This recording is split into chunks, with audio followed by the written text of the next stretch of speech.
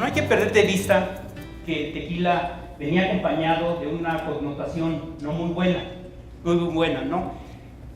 Y eso se veía porque en los grandes eventos siempre se brindaba no con tequila, se brindaba con champán o con otras bebidas de otras latitudes, sobre todo de Europa. Pero para bien, esto ha venido cambiando. Lo curioso de esto es que esa fama que ha ganado el tequila y que la ha ganado posicionándose como una bebida con un lugar muy especial a nivel mundial, no ha sido localmente, ha sido por ese reconocimiento internacional.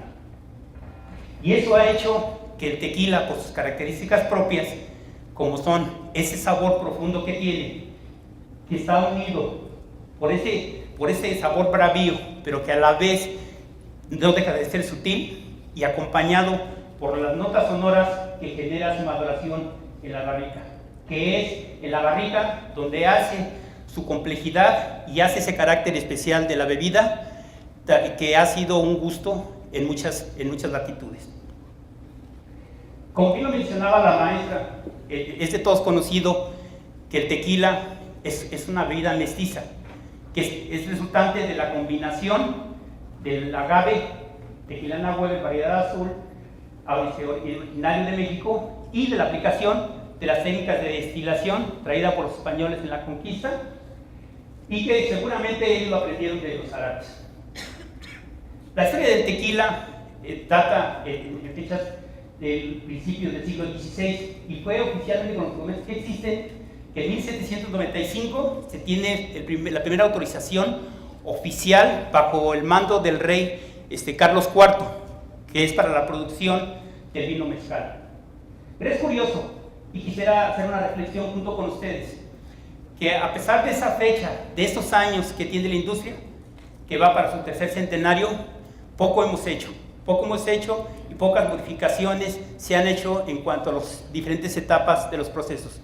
No así lo vemos en otras categorías y vemos los resultados que vamos a ver en un momento más, que no son resultados casuales. Hay todo un trabajo donde la cadena productiva se ha integrado, y no de ahora, de años atrás, que es un tema que nosotros tenemos que trabajar y lograr esa integración.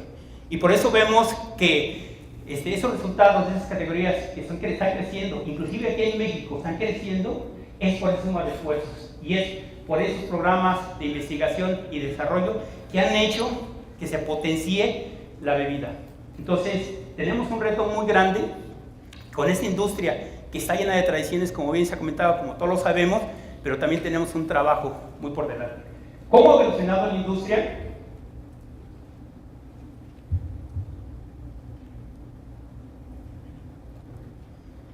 Muy breve, un resumen, como ya lo comenté, el tequila data desde el principio del siglo XVI, y aquí está parte de la evolución que ha tenido la industria a través del tiempo y que ha hecho que en ese tiempo se pueda estructurar toda la coordinación de esta industria a través de la formación de la Cámara, que se constituye en 1959. En 1974 se obtiene la resolución para la denominación de protección del origen tequila. En 78 se tiene el registro en la Organización Mundial de Propiedad Intelectual. En 94 se firma el Tratado de Libre Comercio, y en ese mismo año, obligado por esa parte, en el cual se hace un reconocimiento por parte de Estados Unidos y Canadá, nace el Consejo. Nace el Consejo, que viene a fortalecer la denominación de origen para vigilar por el cumplimiento de la calidad del producto, ¿no? 97 se firma el tratado bilateral con la Unión Europea que permite el reconocimiento del origen tequila. En 2004 se firma el acuerdo con Japón, y dos factores importantes, que es la publicación de la norma 2005 en 2006 y la actual, que es la 2012, que entró en vigor en 2013.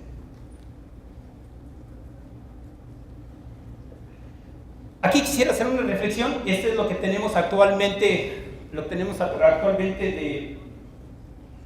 de la denominación de origen: 125 municipios en Jalisco, 30 municipios en Michoacán, 11 en Tamaulipas, 7 en Guanajuato y 8 en Nayarit. Y viene la primera reflexión: ¿será suficiente? Y tenemos un problema muy serio que venimos y no lo aprendemos, que es la ciclicidad que tenemos del agave. Y tenemos una serie de problemas que hemos ido deteriorando la zona de denominación de origen con ríos muy grandes, inclusive de tener pérdida del agave en la zona, ¿no? Y hay enseñanzas afuera, vean en Puerto Rico, que es un productor, todos hemos sabido o hemos probado alguna vez, hemos escuchado del ron puertorriqueño. No hay caña más en Puerto Rico. No hay caña y no hay caña porque ya no hay agua, ¿no? Entonces, yo no me imagino el estado de Jalisco sin agave, ¿no? Entonces, aquí la reflexión, ¿es suficiente? ¿Es el momento de ampliarlo y quitar las tentaciones de la gente que no ha sido terapia y que se sale de los territorios? Se los dejo para el café.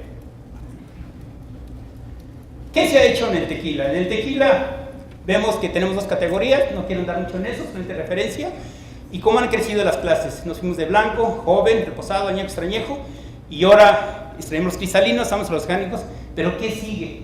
¿Qué sigue? Tenemos ejemplos, no tenemos que copiar las denominaciones, pero cuando sacamos un tequila BS, un tequila BCOP, un tequila XO, un tequila Napoleón, que puede ser un tequila Emperadora Seca, por ejemplo, o por qué no sacar un tequila 8 años, un tequila 12 años, un tequila 18 años, un tequila 21, o sea, ¿qué sigue, no? ¿Qué nos falta para hacer esa innovación y para dar potenciar el mercado? Números de la industria, y es increíble los números, 140 empresas, estos números son al cierre de 2015, 140 empresas, 9 empresas, el programa por 3 de certificación ambiental, 9 empresas en proceso y 3 certificadas. Y si nos vamos al programa de la Profepa de Industria Limpia, son mucho menos que eso, ¿no? Entonces, ¿cuántas empresas? No es una pregunta, es una reflexión. De estas 140 empresas, ¿cuántas tienen un verdadero programa de evaluación de riesgos? ¿Cuántas empresas tienen un verdadero programa de mejora continua? Pero real, ¿no? Real, no enfocado a la generación de ahorro, sino a la mejora continua. ¿Quién lo tiene, no? De esas 140. Los empleos generados son interesantes, 30,000. El inventario de agave que hay a la fecha, que ahorita me gustaría tener un poquito más adelante, 339 millones de plantas, con una variabilidad de edades que muestran que no hay un ordenamiento en la cadena, ¿no? Y a pesar de que exportamos a 120 países, hay una alta dependencia del mercado americano. Entonces, traigo unos números muy interesantes, donde vemos que el tequila desde 2009 el número y lo que se proyecta en 2020 sigue con una participación mundial entre 0.9 y 1%. Entre 0.9 y 1%. Y eso no viene de mucho tiempo atrás. ¿Qué nos hace falta para poder no tener una dependencia de Estados Unidos y realmente poder crecer la categoría? ¿Qué nos falta para poder llegar a eso, no tener esta dependencia de solamente de Estados Unidos, que es lo que representa? Y nuestra participación como industria es de 6.9%, ¿no? El pago de impuestos, 3.200 millones, y el valor de la industria es de 35,000 millones, que da para una contribución al Producto Interno Bruto de 0.1%, cuando se podría potenciar un poco más, ¿no? ¿Cómo cerró el primer semestre? El primer semestre se ven números, y si comparamos el mismo periodo, si comparamos el mismo periodo del 15 con el 14, o el primer periodo del 16 contra el 15, se ven buenos números, exceptuando en la parte de la exportación por categoría de tequila. La categoría de tequila empieza a perder su valor. Empieza a perder su valor en Estados Unidos porque son de mayor cantidad de tequila. De tequila como categoría, no me refiero a toda la familia. Empieza a haber un crecimiento, y entonces aquí, para no atiborrar los números, se empieza a ver que si comparamos con otros, sí hay cambios, sí hay mejoras, pero no las mejoras sustanciales que debiésemos ver de una industria con 300, casi con 300 años de historia, ¿no?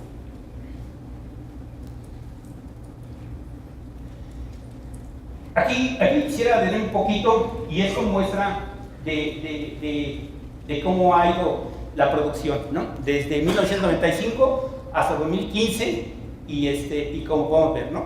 Vemos un primer pico de producción, todo iba muy bien hasta 99. ¿Qué tuvimos aquí y nos agarró con un problemón? Fue la helada que tuvimos en 97, que nos puso en un predicamento tremendo. Y después viene la crisis donde no había una confiabilidad de lo que había en el inventario, y mucho menos de la cantidad de plantas enfermas que había, y que trajo como consecuencia, lo ven aquí, ¿no? 2000, 2001, 2002, 2003, una pérdida de volumen brutal, brutal. ¿Y ustedes creen que en el mundo se quedaron cruzados de brazos diciendo, ay, pobrecitos de los productores de tequila, ¿no? Vamos a esperar, ¿no? ¿Saben qué pasó? Ese núcleo lo aprovechó de otras categorías como el whisky, como el vodka y por supuesto en el país el mercado de bebidas adulteradas, ¿no? Entonces ese es el tema.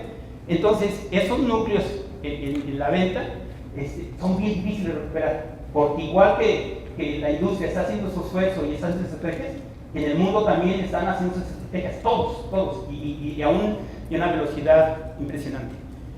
Volvemos a ver que empieza el crecimiento, viene la crisis, todos no estoy seguro si habremos aprendido aquí o no, y empieza el crecimiento de la producción, y justamente llega a un pico que no hemos vuelto a alcanzar, que sobrepasa los 300 millones de litros, ¿no? 300 millones de litros, y después viene otra crisis, se agarra mal parados, y empieza a bajar, y prácticamente los números los vemos aquí, los resúmenes, no nos hemos movido de ahí y no hemos podido volver a repuntar.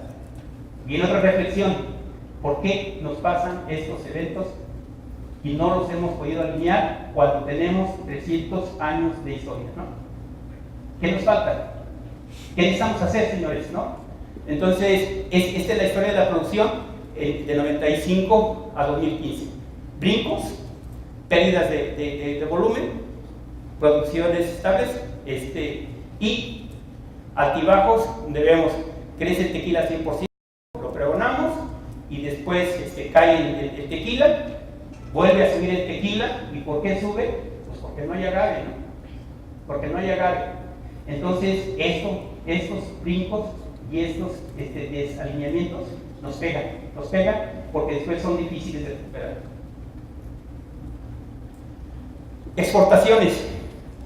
Exportaciones han venido creciendo a un nivel de 80 millones de litros, ¿sí? Pero estos brincos, ahorita lo vemos y nos ponemos todos bien contentos, y oigo mucho a la gente en los foros, estamos exportando más. Sí, estamos exportando más, pero ahorita que vean lo que esto es contra lo que vende el whisky a nivel mundial, es menos del 1%. Y cuando tenemos posibilidades de que estos 180 millones ya fueran ahorita con esta historia, fueran 560, 800 millones. No lo hemos pasado. Andamos rayando los 180 millones de litros, ¿no? Y la forma de exportación que ha venido pasando es granel. El granel pues, prácticamente es tequila, va para abajo y viene el crecimiento del producto envasado, que implica en su mayoría tequila 100%, que está protegido por la denominación de origen, y por eso, si no, esto empezará a crecer, ¿no? Pero igual, ¿no? Sí, es indudable que puede ser un crecimiento del tequila 100%, pero se pudiera potenciar más si armáramos una estrategia para poder generar una cultura a nivel mundial, ¿no? Y esta es muy interesante porque muestra, ¿no? La misma tendencia, ¿no? Un consumo elevado de agave. Agarramos agave en 99, agarramos agave del que hubiera y crecimos. Después empieza a haber un bajo consumo, y pues, todos sabemos por qué pasó esto.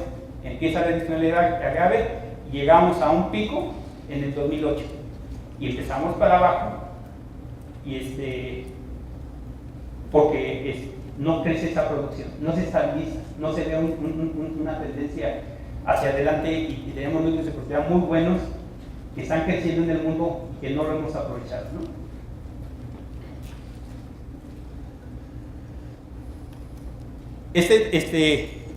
Por categoría vemos, no vemos realmente, no vemos, este es el semestre, perdón, este es el semestre contra semestres, y por ejemplo, realmente volvemos a ver la misma tendencia que en el anual, una parte estable aquí, y sin una definición muy clara, una tendencia clara, si realmente el tequila 100% crece o el tequila sigue creciendo, ¿no?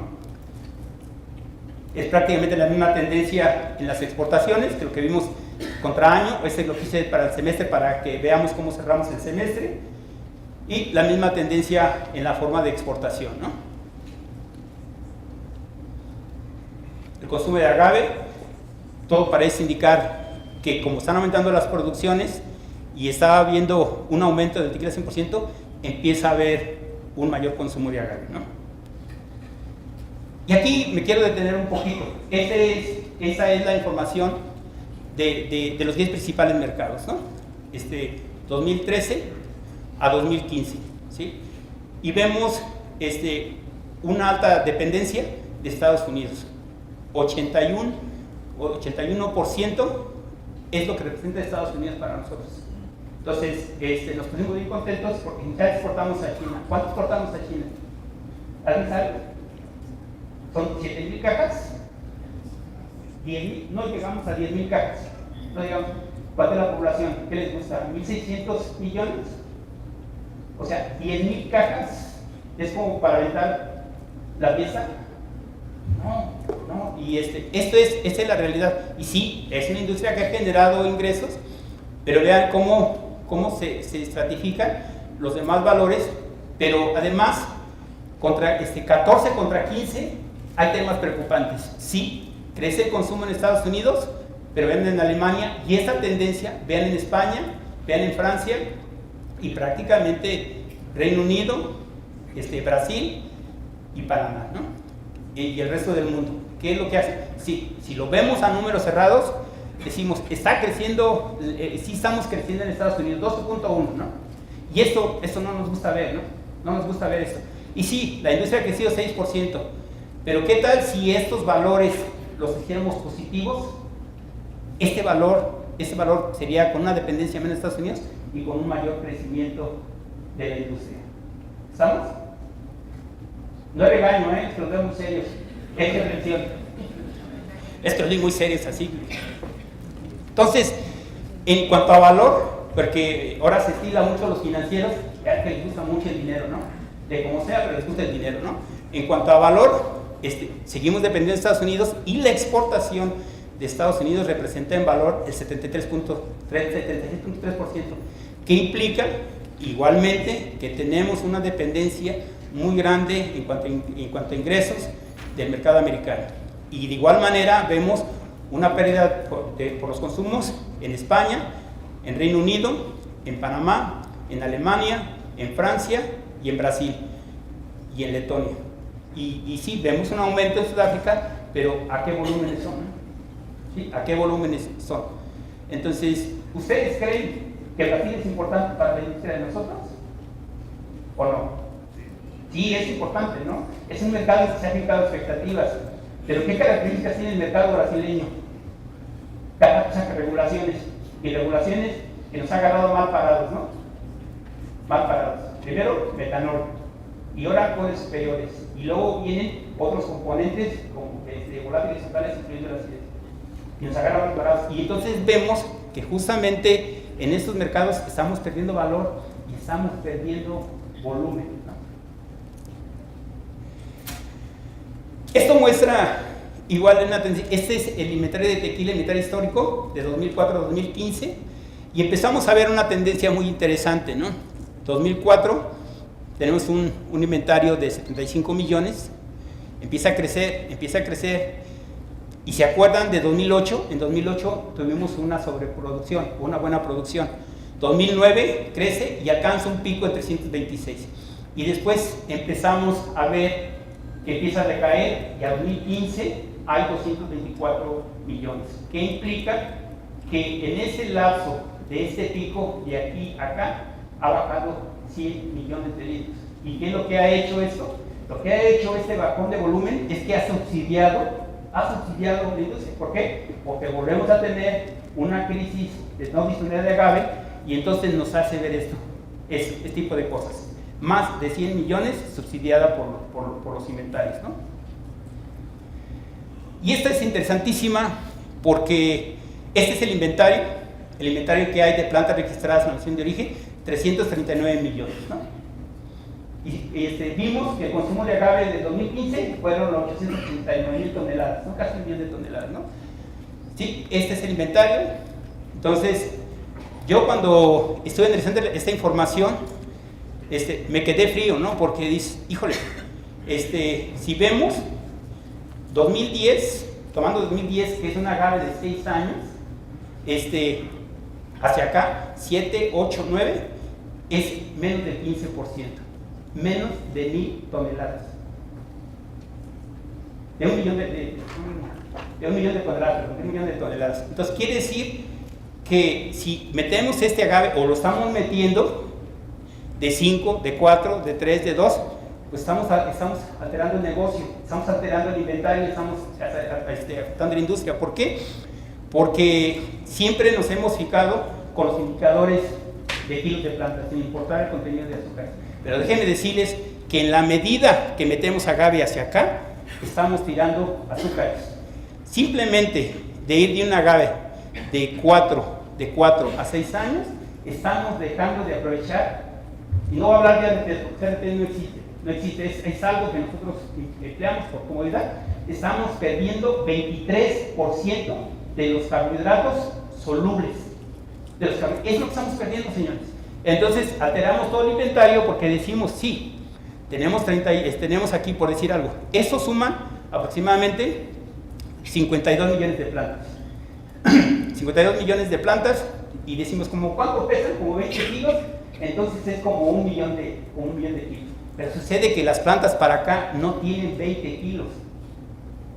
Y entonces empezamos a cortar agave bien joven, y entonces empezamos a perder azúcares.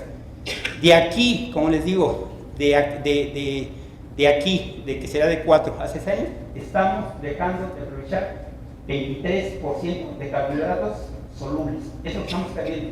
Y lo que estamos haciendo es meter muchos oligofrutanos que no los podemos aprovechar, ¿no?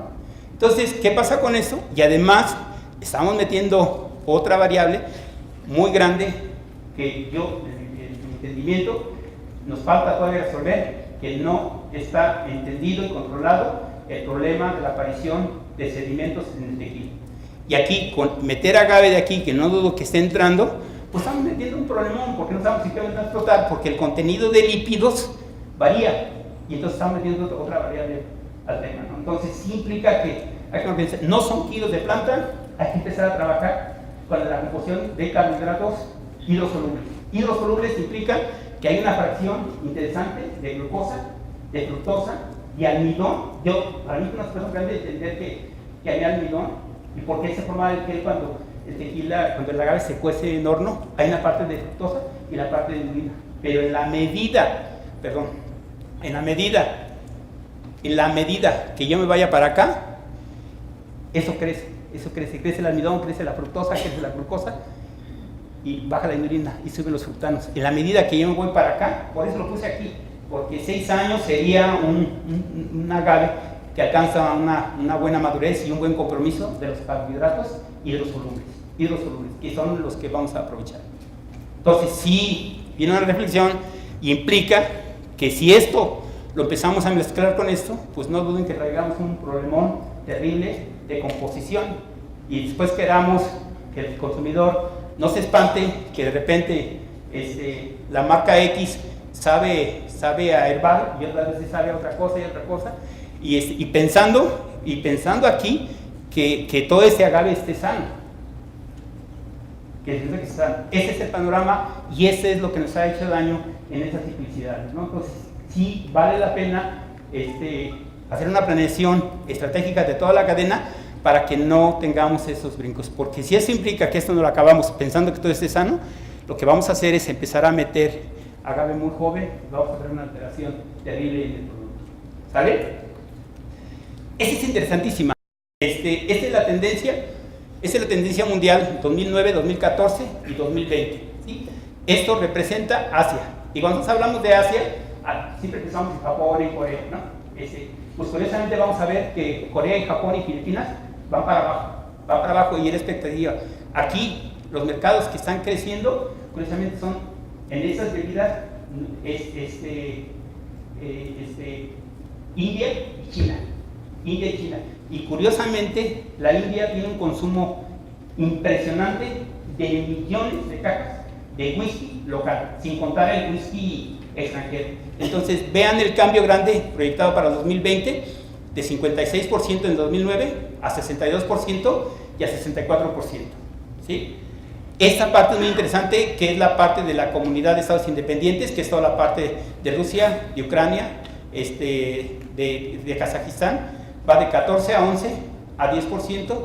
El mercado europeo se empieza a contraer, y lo vimos en los números, de 12% a 9, con poco crecimiento. El mercado en Latinoamérica, 8, 7, 7. Y el mercado de Estados Unidos, 8, 7, 7.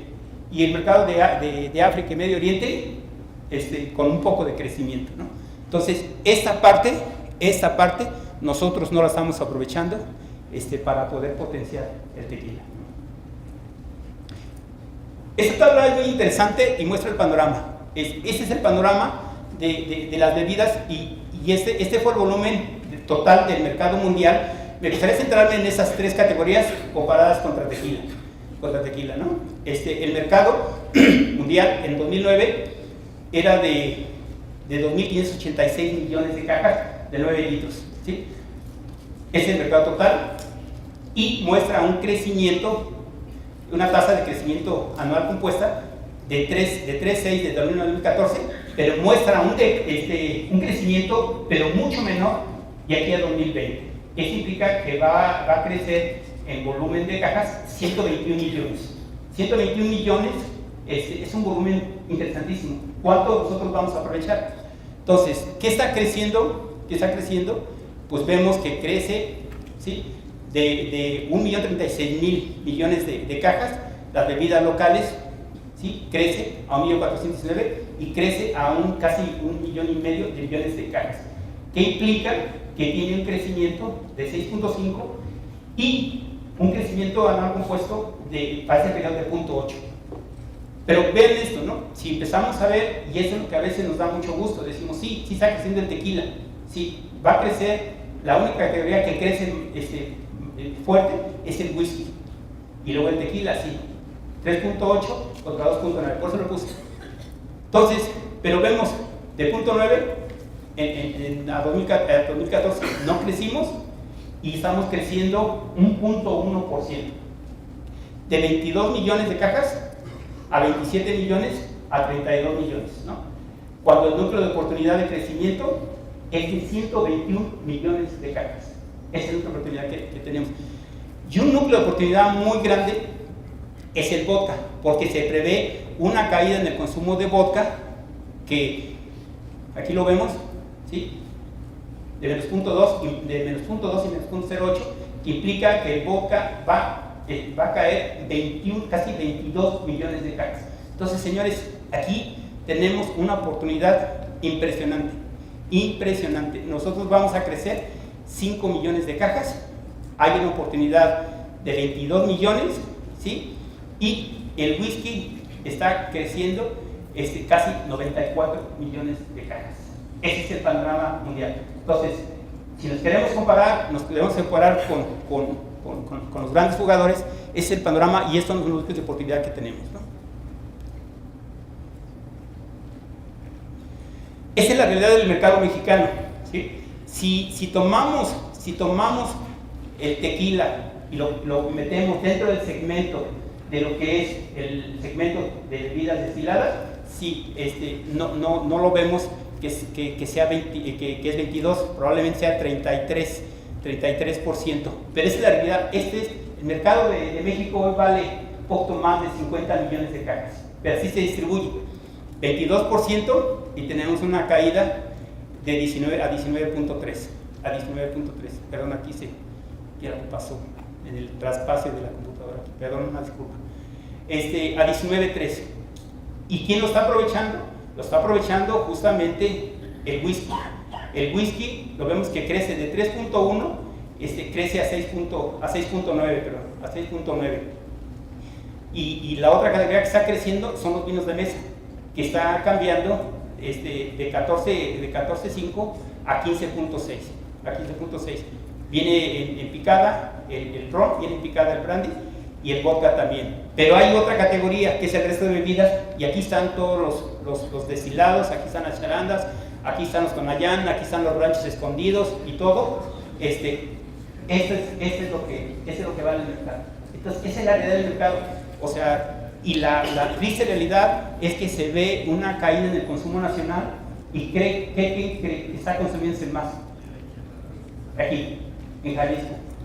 El whisky. Ayer salió una nota en el Financiero, y la expectativa es una caída en el consumo de tequila.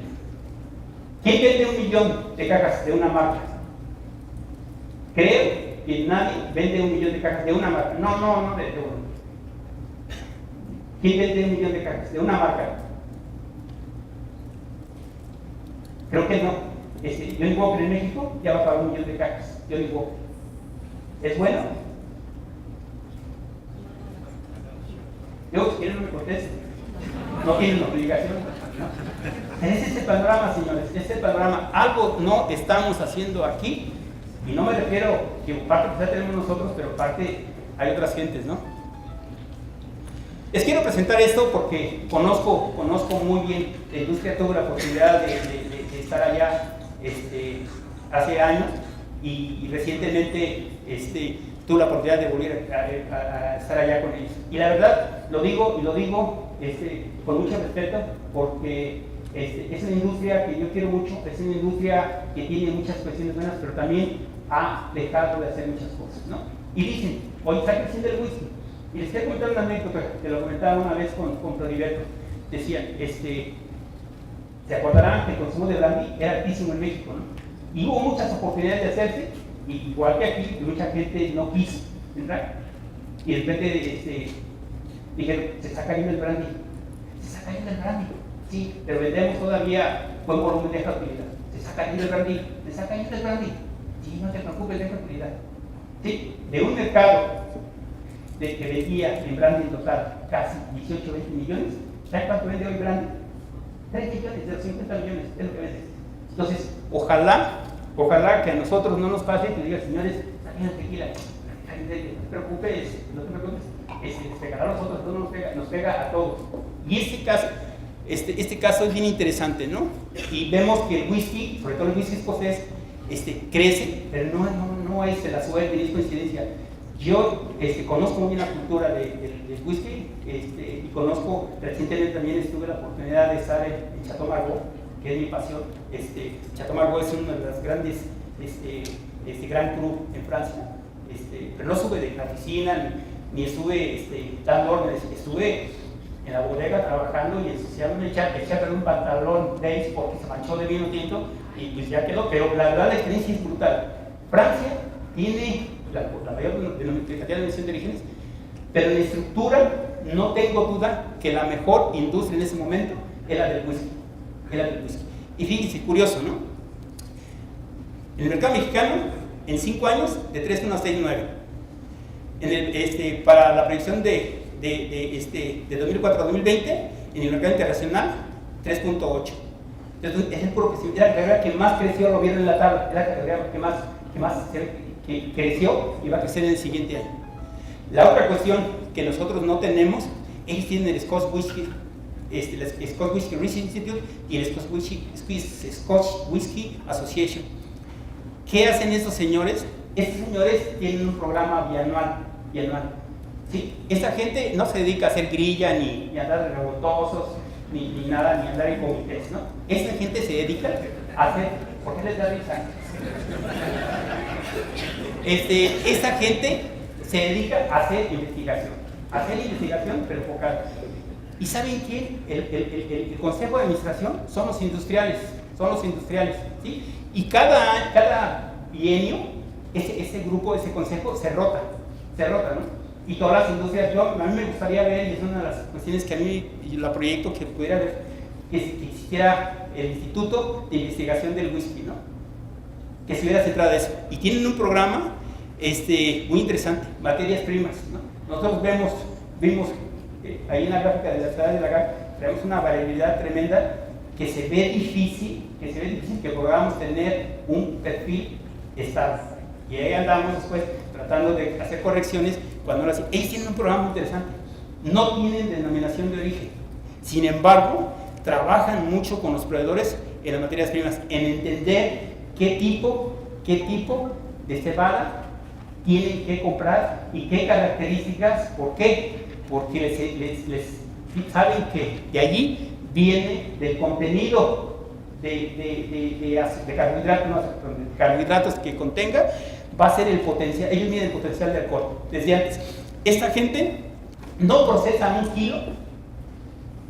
kilo sin antes sacar el potencial de alcohol de la materia prima. Ellos en ese programa, y no es de ahora, es de años, y lo siguen teniendo. En procesos, nosotros seguimos teniendo los mismos procesos. ¿Quién tiene sus procesos? Hidroselectora. ¿Quién tiene hidroselectora? ¿Quién tiene destilación multidimensional? ¿Quién cuece en continuo en hornos? ¿Quién cuece? No lo hacemos. Entonces, ellos tienen eso. ¿Qué tienen que mejorar? En la parte de procesos, tienen un programa interesantísimo de potenciación de aromas y sabores en levaduras. Nosotros seguimos creyendo mucho que tenemos levaduras y tenemos ahí un cultivo de bacterias más que de levaduras, y que esas bacterias son las que están haciendo el trabajo, y perdemos un potencial de azúcar y perdemos un potencial de aroma impresionante. ¿Quién aprovecha el potencial de los terpenos y de la carne? De los terpenos y de los solubles. ¿Quién lo aprovecha? ¿Saben que los terpenos y los solubles son los que le dan los frutas potenciales artificiales? No tendrían que hacer ninguna otra cosa si aprovechan esa parte. ¿Quién lo aprovecha? ¿Y saben dónde está el mayor potencial de los terpenos? En los altos. Ahí está el mayor potencial de terpenos. No lo aprovechamos. No tendríamos que andar haciendo adiciones de nada si logramos hacer esa parte del proceso. En maduración, queremos compensar por no gastar, ni siquiera tenemos temperatura, andamos tratando de compensar con extractos. Eso es lo que tratamos de hacer, ¿no? Pero no hay, en esa oportunidad que fui de visita y se puse a trabajar ahí en Chateau Margaux, hubo la oportunidad porque conozco a la gente del Instituto de Tecnología Nuclear de Bordeaux. ¿Saben qué tienen ellos, tanto en Escocia como en Francia? Saben muy bien qué componente es el que genera la nota. Nosotros no sabemos. Pensamos que son ciertos compuestos, pero no tenemos la certeza. Tanto en Escocia, lo que han hecho ellos es, saben qué tipo de madera pueden usar, qué tipo de tostado y cuándo tienen que regenerar las barricas. Aquí hay un mito entre nosotros de que no quieren regenerar barricas, que porque no pusieron. Que sí funcionan. No hay que comprar barricas nuevas, pero hay que hacer trabajo de investigación. Es lo que no hacemos y es lo que esta gente hace. Aquí seguimos pensando que hacer doble destilación de la mica de cobre es lo mejor porque le quitan notas que no nos gustan. Ellos hicieron un trabajo donde demuestran que la primera destilación es la vital para quitar los compuestos de azúcar. La segunda que hacemos en cobre es tirar dinero. Y en lo ambiental, la verdad que lo que comentaba la maestra es una reflexión. Vean los números de que traen ellos para 2020. 170,000 toneladas de reducción, 1.1 billones de litros de reducción de agua. En Escocia está atascado de lagos y llueve todos los días llueve. ¿Saben qué está pasando en el estado? El estado de Jalisco está potenciándose a ser zona 1. Hay 4 niveles. El nivel 4 es el nivel de agua. El estado de Jalisco tiene a ser 1. Implica que no hay recuperación de agua. ¿Saben cuál es la meta que se puso? De aquí al 2020, 5%. 15 litros con la línea base 2014, 15 litros por año, por litro de tequila, entonces baja 0.75 litros, 180,000 litros en un año, 180,000 metros cúbicos por año. Estamos siendo más agresivos, o vamos a acabar con la industria. Esa es la realidad. Tienen un concepto interesantísimo, muy maduro, de economía circular. 40% de sus materiales de empaque van a ir con material reciclado. 10% de reducción en el peso de los materiales de empaque. 100% de los materiales de empaque van a ser reciclables. Todos los productos los aprovechan. Todos. ¿Sí? Y entonces, un tema interesantísimo es la sinergia que hay entre productores y el Ministerio de Comercio para proteger la exportación. Están haciendo un trabajo de autenticidad impresionante con la suma de esfuerzo. Entonces lo puse porque muy rápido hice este análisis, no me quiero entender mucho, todos lo conocen, pero temas que vamos tarde. Hay una industria con tradición, con denominación, cuenta con el consejo, se ha hecho el diplomado, está en proceso la maestría, está en proceso el método isotópico y el proyecto de sustentabilidad. Y tenemos una serie de oportunidades en tecnología, en la mejora de procesos y en las mejores prácticas. Seguimos en esa parte. Y las oportunidades, hay que aprovechar la caída de vodka. Vimos el volumen brutal que hay y el crecimiento en otros países. Y las amenazas es la legislación tan alta que existe, una tasa de impuesto elevada y un crecimiento del mercado informal, ¿no? Estas láminas, de las siguientes 5 láminas, las tomé, pregunté primero y para que vean situaciones, ¿no? No me quiero detener mucho, y son planes que teníamos y que afectan mucho por la ciclicidad. Precio alto, plantaciones descontroladas, sobreoferta, precio bajo, desmotivación, escasez, boom, vuelve otra vez, ¿no? Y hay cuestiones que hemos hecho y hay cuestiones que hemos dejado de hacer, ¿no? Esto lo conocen muy bien, que es la ciclicidad, ¿sí? Cuando haya sobreoferta, baja el precio y entonces hay una motivación y hay el abandono del campo, ¿no? Entonces, eso trastorna el mercado, vimos la pérdida. Y aquí quisiera ver lo que significó en este periodo, lo que vimos de 2000 a 2003, ¿no? 250 millones de litros dejamos de vender con un valor de 700 millones de dólares, ¿no? ¿Sí? Seguimos viendo el inventario, cuestiones que necesitamos hacer para fortalecer el inventario, proyectos de competitividad que deberíamos tener, en algunos vamos tarde, y fíjense, si lo hiciéramos ahorita en el 2016, implicaría que esta parte la deberíamos tener completada el año que entra, y esta en el 18. Todos los protocolos de inocuidad, tratamiento de efluentes, integración del sector, generación de sinergias, 3 años que serían en el 19 y en el 20. Y para hacer toda esa parte de contraproductividad, la Universidad del Tequila, los centros de investigación, que sería en el 21. ¿Saben de cuándo es esto? De 2009. De 2009. Entonces, ¿qué implica? Que muchas cosas de estas no las hemos hecho. No las hemos hecho porque no ha habido la visión de hacer, ¿no? Entonces, ¿qué necesitamos hacer? Definitivamente necesitamos hacer una mejor planeación, mejores prácticas. Se tiene que crecer en los sistemas de gestión de calidad. No es una moda si el sistema se vive. Si el sistema se hace para pasar la auditoría y tener el papel allí en la oficina, no sirve de nada, ¿no? Y lo tenemos que llevar a campo. ¿Cuántas empresas agrícolas están certificadas con un sistema de gestión de calidad? ¿Sí? Y es duro porque seguimos, no hay rotación de cultivos, no hay fertilización adecuada, no hay control de plagas, falta un aprovechamiento. Vimos que seguimos mezclando agave joven con agave maduro, agave enfermo. Necesitamos mejorar los procesos y un manejo adecuado de los productos, ¿no? Es importantísimo, no se puede crecer si no hay conocimiento. Es mentira. La única manera de crecer, jóvenes y señoritas, es generando conocimiento. Si ustedes creen que porque lo que dice la gente, la charlatana, la que hace, que parecieran los filósofos de los griegos, ¿no?, que contaban anécdotas, eso no funciona en una industria donde estamos perdiendo una oportunidad, donde no hemos crecido durante muchos años. Necesitamos hacer un programa de trabajo con prioridades, cumplirlo.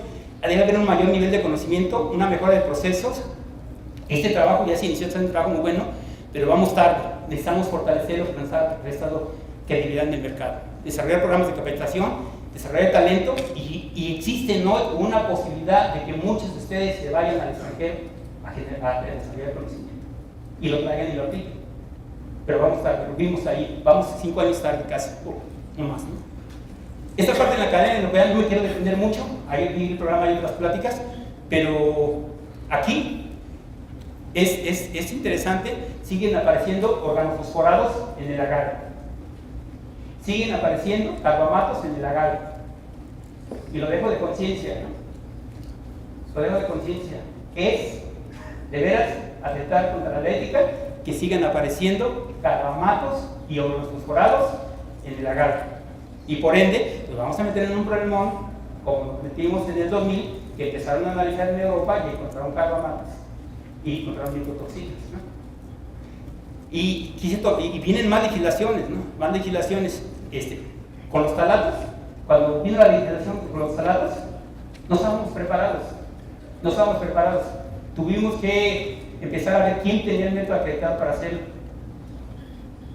Y las chicas yo las conocía, las del CRT, se empezaron a encarecer por las presiones que ustedes hicieron para que explicaran el método, pero se agarró mal paradas. Ahora vienen los bisfenoles, y ahora viene el color caramelo, y vienen más cosas, ¿no? Hasta los organismos genéticamente modificados, ahí en toda la parte de dialectinos. ¿Quién está trabajando con eso? ¿No? ¿Quién lo está haciendo? ¿No? ¿Sí? Y esto no se ve en la oficina con una computadora, ¿no? Y más con aire acondicionado, más sencillo, pues no se siente, ¿no? ¿Para qué sales y empiezas a sudar, ¿no?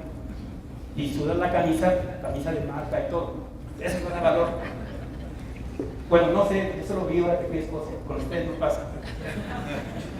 Y esta parte, para mí, le dije a la gente de la Cámara en el Consejo, y lo dije también con la gente y el Consejo, no me quisiera morir sin ver que esto fue realidad. Pero con estas metas, estas son las metas que se plantearon, y con tristeza les digo, y lo digo así con tristeza, este panorama: 10% de reducción de emisiones para el 20, 7% de reducción de consumo de energía fósil, disminuir el consumo energético 3%, el agua 5%. Señores, el estado de Jalisco está tendiendo a ser zona 1. Zona 1. Y por último, estas son las oportunidades que hay con los subproductos que no estamos aprovechando. Y hay miles de oportunidades que hemos dejado de hacer. Viene gente y la desanimamos. Y preferimos seguir tirando el bagazo a basurero. Muchas gracias.